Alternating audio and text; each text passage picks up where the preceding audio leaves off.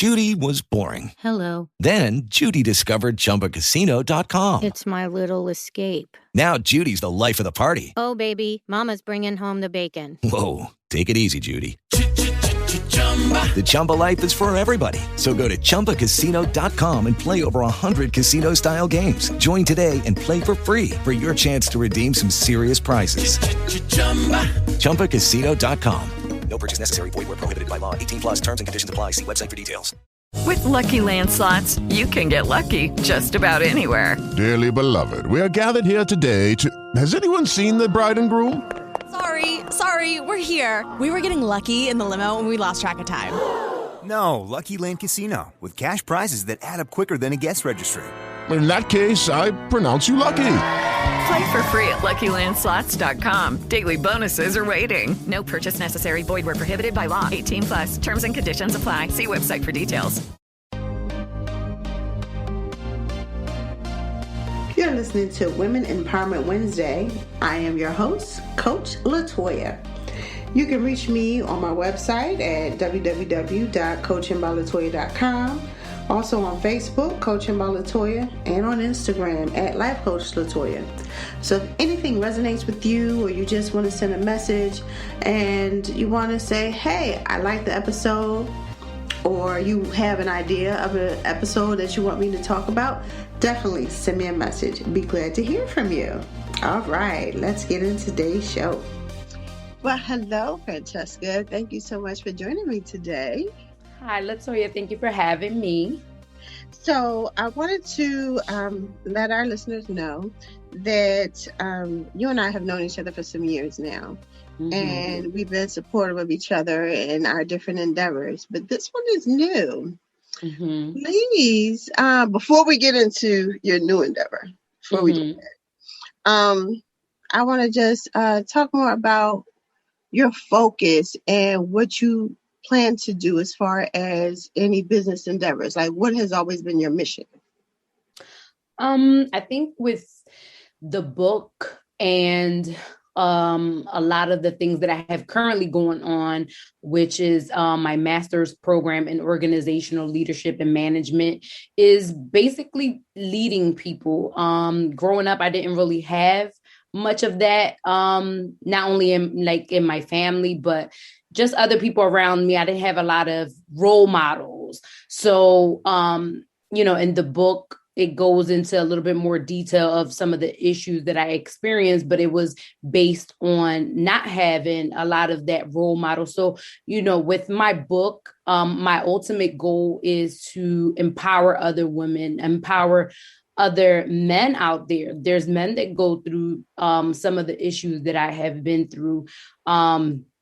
But overall, my focus is to empower others and to let them know that they're not alone. Well, tell me some more about the book. What's the name of the book?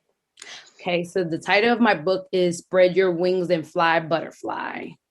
Oh, tell me how you came up with that. It's very catchy and it's inviting. So where did it come from? So I always looked at and found the evolvement of a caterpillar into a butterfly so interesting. So when I started looking at, I want to write a book, I just don't know how to write it or what to name it at that point. I just thought about my evolvement, and I thought about how I had evolved from that caterpillar stage to now a butterfly stage, but how I allowed myself to spread my wings. And sometimes I feel like with some of the women that I have met in my life, they kind of hinder themselves and feel like they can't allow themselves to be free to express themselves.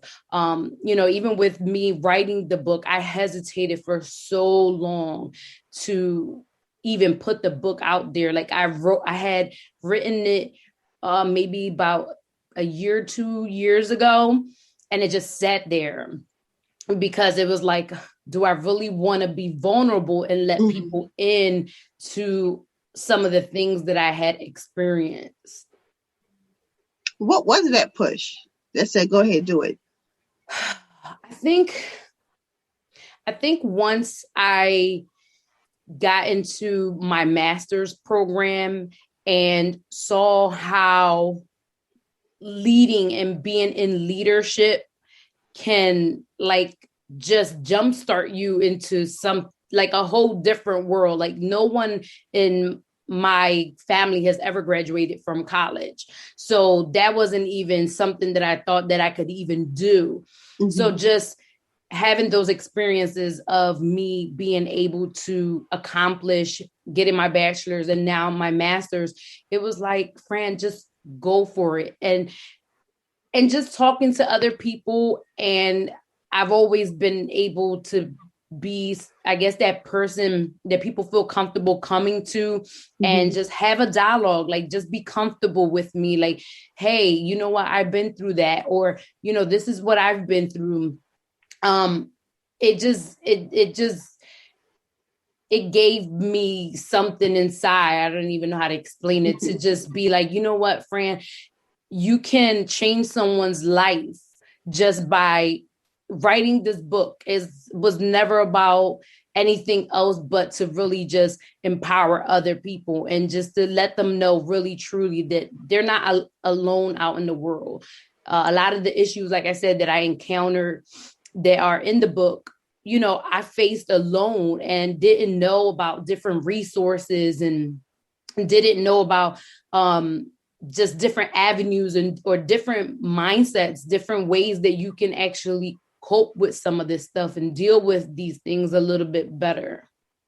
You also mentioned that it's for men too. So if the focus is to empower women, is it like for men to be able to look at how to support the women in their lives, or just to give them the motivation to move forward, or other? I mean, fill it in for me for men. Yeah. I think with the men aspect, I would say all of or most of the topics in the book can be also, I'm just speaking from a woman's perspective, but I like my first chapter is teen mom, but there's teen dads out there, you know, how to deal with that, how to cope with that, how to, you know, learn different ways, you know, because you're basically, you're young and you don't know how to deal with these things. You know, I talk about domestic violence, just like there's women out here that get abused. There's men out here that get abused, you know, so, you know, my main focus is coming from a woman's perspective. However, you know, I do believe that men can relate. And as you stated, just reading the book, some men could actually take from the book and say, you know what, that was me, or this is how I treated someone, or, you know, this is how maybe I can evolve to being a better person. Oh, that is awesome. Anything to help the community that is definitely needed in this world today. Now, also, you have daughters. And then I have 3 daughters. See, wow. And then trying to teach them how to navigate. And so definitely, I believe, even though you probably try to understand why did you go through these things, like at the time you probably didn't realize it, but hopefully this book can definitely empower the listeners, the readers, to say, hey, wow, okay, here's some signs, some red flags, you know, maybe, because I think too, when on the outside looking in, for somebody who's going through domestic violence, you know, you want to go save them, but they don't want to be saved. They'll protect the abuser. Yeah. But then I think sometimes they don't even recognize what type of relationship it is until someone outside. So like your book, they don't know you, you don't know them. But if your book can say this happened, and this is abuse, wait, what? Yeah. Yeah. And like at the end of every chapter, I give like, hey, like a side note and say, the lesson from this chapter is, or this was at least the lesson that I learned from what had happened in that specific experience, and say, like you said, view the warning signs. And also, as hard as it may be for someone that's supporting someone that's going through it, they're not going to leave until they're ready, and that was my scenario. And as the book depicts it, it was constantly this battle with myself, because it was like, okay, I want to stay, because it was a lot of cultural and societal, traditions and customs that are like embedded, in, like, at least in my culture, it was like, you're the wife, you're supposed to make it work no matter what, you're supposed to stay by your husband's side, whatever. So that, being raised that way and just having that mindset for so long, it just becomes like, okay, well, I gotta stay. I can't leave because I was taught not to go anywhere. Make it work no matter what. But it comes to a point in life, and I think that's just with anyone. You have your breaking point, and I was lucky enough that I was able to transition that mindset over time and say, hey, but there's some people that are stuck, in that mindset, and they don't know how to let go. They're afraid. And that was one of the issues. Like with me, it was more, I was afraid financially. At that point, I wasn't financially stable enough to say, hey, I have the courage to leave this, because I know it's not good for me. It's a toxic relationship. But financially and ethically, and spiritually, it was like, okay, I battle with my, like, your heart and your mind, you're constantly battling, because it's like, okay, well, you love this person, you married this person, or you're in a relationship with this person, or whatever it is. But you have to get to that certain point. And I'm grateful that I did have, a lot of friends and family that supported me and didn't give up on me and say, well, you know what, hey girl, you on your own, even though at times, they were frustrated. They're like, okay, well, you're going to keep going back, then I can't help you. So now, after you came through, did you have any type of therapy afterwards, or did you just was like, whoo, I made it out and now I see how? Like, what really, would you just sick and tired of being sick and tired, or what was it that helped you? Yeah. Unfortunately, with me, I wish that I did had the opportunity to go to therapy. With me, I was a single mom. I was just trying to work, trying to, survive. So it was no time for me to go to therapy. It was no, that was something that I struggled with for a long time, that me time to say, hey, I need to take time for me and say, if I'm not good, I can't help anybody else. Right. But yeah, to answer your question, it was more to the point where it was like, okay, enough is enough.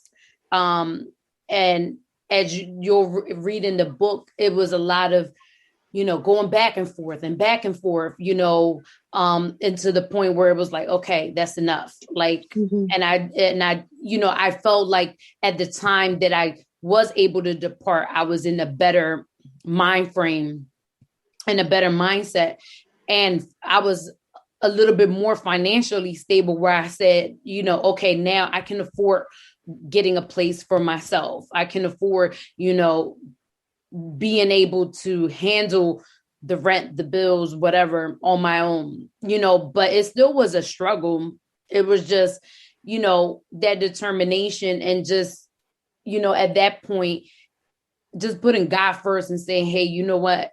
I need you to help me and have, I know you have my back, and just put in my complete faith in God and just say, hey, I've tried, I've tried, and I leave it to you now to just continue to guide and protect me until, where I am today. Awesome. Now, as far as writing the book, and just like you said earlier, it took you some time because you had to be vulnerable. But other than that, because I'm sure anytime anyone's writing about their personal life, that's a thought. What other obstacles did you go through with the writing process? I think one of the biggest obstacles was initially I just wrote it on paper, and I just started sitting down a few days a week and just writing. Like I journal a lot. So it was like just writing my thoughts on paper. But when I actually typed it and sent it to my publisher, when she gave it back to me for the edit part, where I had to really go line by line and read it, it was very hard, reliving those moments again. And I just I remember when I was doing the edits, it was maybe 5 or 6 days of just sitting down, reading and going through line by line, making sure, hey, this is what I actually want to say. It was really hard. It was really hard to just go back and relive and as well as rewarding as I got to the end, because then I got to see the growth from the book. And then there was something that my publisher and I was talking about in the beginning of the book. It's a physical fight going on, but as you go through the book and it evolves and you get to the end, it becomes then a spiritual fight, and it goes into just letting go and allowing God to really help you along the way. Because I think that's one of our biggest struggles as people, is just we try to rely on our own strength. And sometimes, we have to give in and say, hey, I need your help. That is the hardest thing to do, especially when you having to take care of a family at a young age as a teen. So then you don't realize that you need the help of a village. You need to make sure you're spiritually grounded. And a lot of times we only go to the spiritual fight when we don't know what else to do, versus having that spiritual alignment every day. But I think that comes with growth. Just like you said, you have to grow into that. You have to understand that. Wow. So I'm excited to read it. Also, how did you balance everything? Because you still work. You're writing a book, you're in a master's program, you're a mom. How did you balance all of these things? I think it's just, just carving out time. Even through my master's program now, I do a lot of my studying on my lunch break. I might grab something to eat and I study, or, I'll schedule something in the afternoon and say, hey, I'm gonna just, take this hour and just sit and write, but also making that quality time for my children. And we'll plan things and say, hey, you know what, even if I it was times even during my bachelor's program, I was getting up at 4:30, 5 o'clock in the morning just to take my test before my kids got up, so that I can have breakfast done by the time they got up and on the weekend, and then we would go and run our errands and do whatever it is. So I think, it's managing your time. But one thing that I learned, you make time for the things that you want in life. Mm-hmm. So, yes, I had to like sacrifice. There was plenty of times where I got invited to go down to the shore and stuff for the weekend, and I can't go because, I had to make priority of some of the things that I knew are important to me. Mm-hmm. So, I did struggle with that in the beginning, because it's like, I felt like, oh, I'm missing out. I can't go do this and I can't do that. But, one thing I say, it is all worth it at the end. Whatever it is that you want to do, go for it, make a plan, write it down, get people in your, in your network that can encourage you, and just, bounce ideas off of people that, have your back and are in your circle. And, and I think that's one of the biggest things that I had to learn, because I didn't like letting people in. I didn't want people to help me. I didn't want people to feel like pity for me because of the things that I had been through. So I try to build this hard shell exterior all the time and not let people in, and it's something I still struggle with, but I allow more people into my life. And because doing that it just brings me a sense of satisfaction when I can help that other person, because you don't know what the other person is going through. You don't know what their life story is. And it could be something where you're just having a common, conversation, and say, well, you know what? I like that too. Or, hey, I've been through that. Or, this is what or even sometimes just sharing a resource. Right. And be like, you know what, here go this phone number to this person. They're really good. Like you asked me earlier, like therapy and stuff like that. Like I encourage people that actually go through different things and have the time. And now, the things that I know now, I would have made time for that for myself. Like right. I made sure like my children went to therapy, but I didn't go to therapy. So it was always that putting mom on the back burner kind of thing, which a lot of women do. Yes. I was just about to say that as moms, we always, and you had mentioned earlier, you were in survival mode. Mm-hmm. Like, I think for you, it was since you've made it out and you were able to get your own place and take care of your kids. And that was probably that release that you were looking for. And it was like, okay, I've done it. I've came out. I'm okay. Mm-hmm. And that's what we tell ourselves as moms. Like, okay, I'm breathing. We're good. Yeah. Kids are safe. We all right. I'm not worried about me as long as the baby's okay. And we use that as to say, that's our barometer of how we're doing. As long as the kids is okay, I'm okay. And we don't take enough time for ourselves. Mm-hmm. So you definitely got the mom gene. Mm-hmm. Well, I applaud you on putting all of those time management pieces on all of your goals. Mm-hmm. That's definitely a task. Yeah. I'm sorry, several tasks. Because I believe being a mom is one hell of a job by itself. Oh, yeah. And then to have 3 daughters, 3 different personalities, 3 different little humans that are like, and I don't care how old they get, they're still your babies. But they all require something different. Yes. And then being able to assess and sit back and be like, okay, this one needs this from me. This one needs that from me.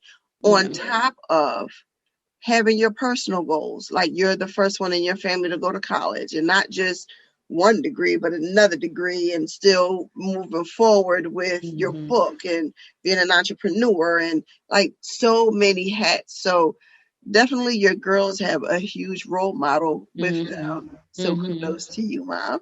Oh, thank you. How can our listeners find you?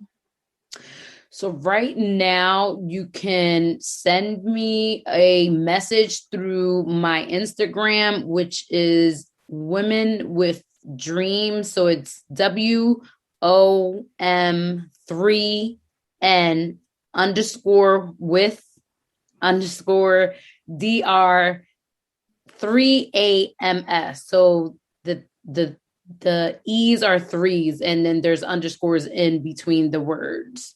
Awesome. Yeah. So definitely, I am a follower, and I love the positive affirmations that you give. I check on them often, so thank you for that. I'm always looking for that. And before we go, what's your mantra? What helps you get through on those days? I don't. Oh, that's a good question. But I would say with me, there was a quote that I wrote in my book that really resonated with me when I went back and reread it.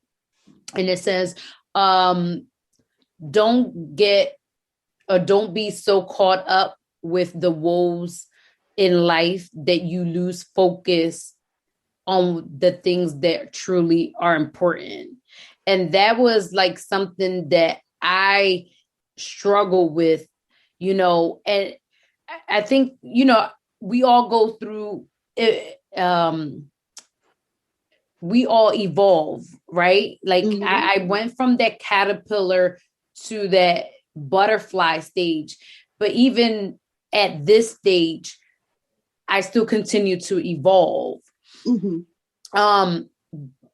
So with me, with that specific quote, it resonates with me every single day because we're thrown so many things. We see everything that's going on in the world. I mean, we're living through a pandemic. We're going through all of these racial injustices and women inequality. It's just so many issues going on around the world, and then we spoke about earlier, just having personal issues. So sometimes, you have a goal in mind, but, it's always something going to get thrown at you. Right. And it's just going through the motion at the moment. If you have to feel it, go through it, but pick right back up and keep going. Don't stop. And that's what I got to keep telling myself all the time, because it's like, it's like you're in a race all the time with yourself. It's like, okay, I'm going. Then you trip. Okay, am I going to stay down? Right. Get it back up. I want to keep running the race. I want to keep, being, like I said, I have, my three daughters that I'm trying to be the best role model I can be to them. Because I am breaking generational curses. I don't have anybody in my family that has done or is doing what I'm doing. So it's hard because I don't have anybody to really lean on or ask for advice or just, confide in and be like, hey, look, this is what I'm feeling today, and know when, you need a break. Right. I know I struggle with that because I'm on go. I want to do this. I want to do that. Because I feel when I'm like not doing anything, I'm being lazy, or I feel like I'm not being productive.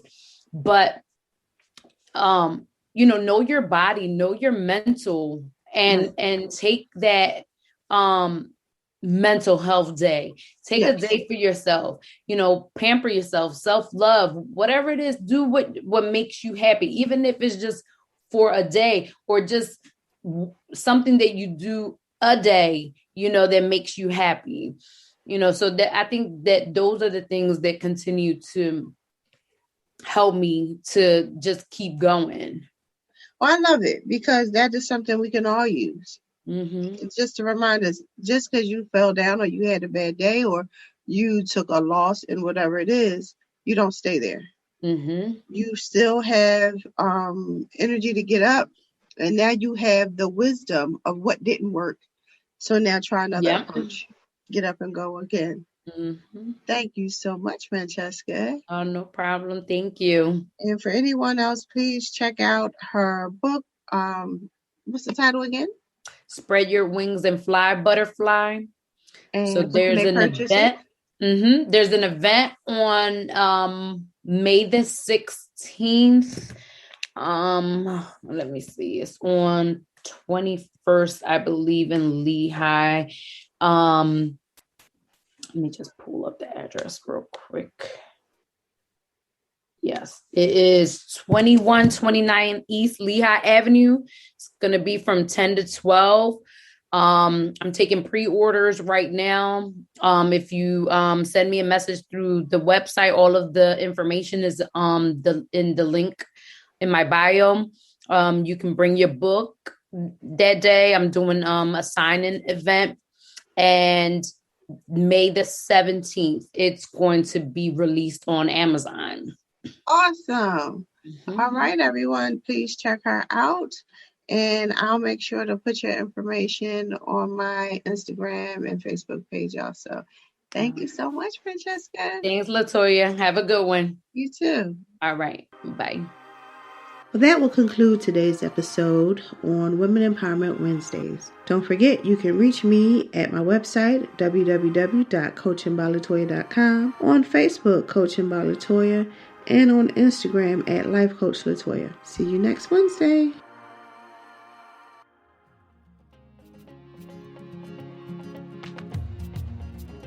Loved what you've heard on this week's episode?